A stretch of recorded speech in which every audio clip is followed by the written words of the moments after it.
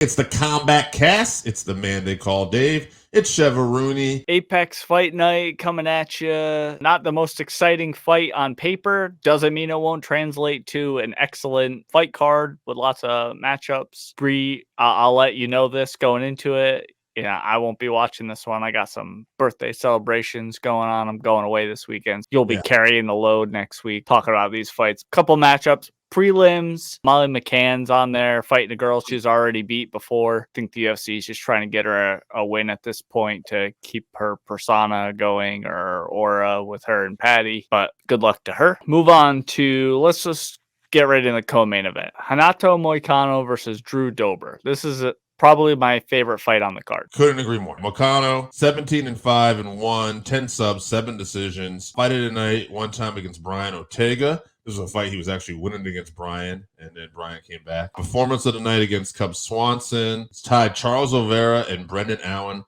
for third most rear naked submissions in UFC history. So if this guy gets the rear naked choke, it's probably going to be done so. Naming a lot of featherweights in this, which I'll talk about in mine, but continue on. Right, yes. And if I didn't say it, I don't remember if I did, but he is 17-5-1, 10 subs, 7 decisions. No knockouts there. That doesn't mean he can't throw down. I've seen him knock people down before. But high level at featherweight. It'll be a lightweight contest. Drew Dober, 27-12-1, 14 KOs, 6 subs, 7 decisions. Before I even get into the rest of these championship stats here, these performance bonuses here and stuff, those 14 KOs, I would say is deceiving. This guy actually should probably have more fucking knockouts. Like, he has fire in his hands. Yeah. So, yes, Drew Dober, fight of the night 3 times, performance of the night 4 times, most knockouts in UFC lightweight division history. That's a stat I didn't even know, but I believe it.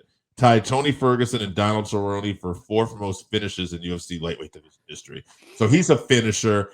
He's an exciting fighter. Moicano, a submission guy, very exciting too, but it's a submission guy versus a knockout power guy. Chevy kind of alluded to it. I'm going to let him talk a little more.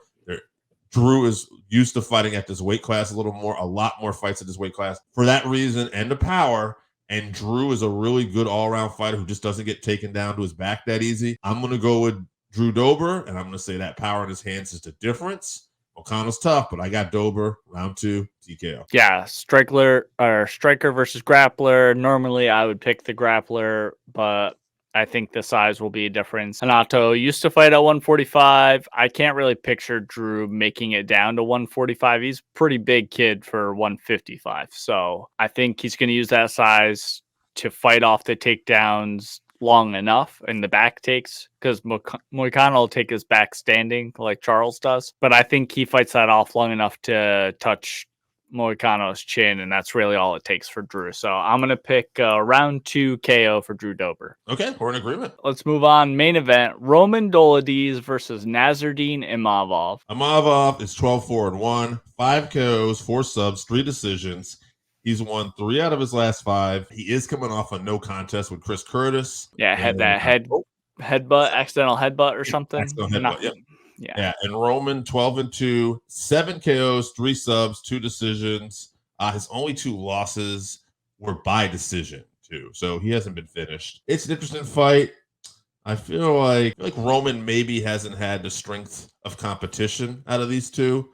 But that being said, I kind of like him in this one. I think it's going to be a close fight.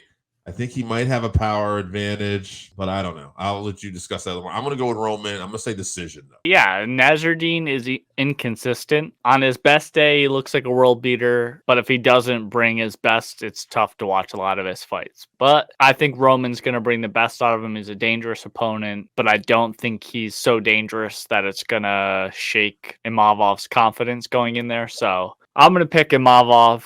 I think he gives Roman his first TKO loss. I think he catches him. He stands at range, sniping him, and then catches him coming in with an elbow or a knee or something. I'll say round 3 TKO for Imavov. Not feeling super confident about that one. I just got a weird feeling about it.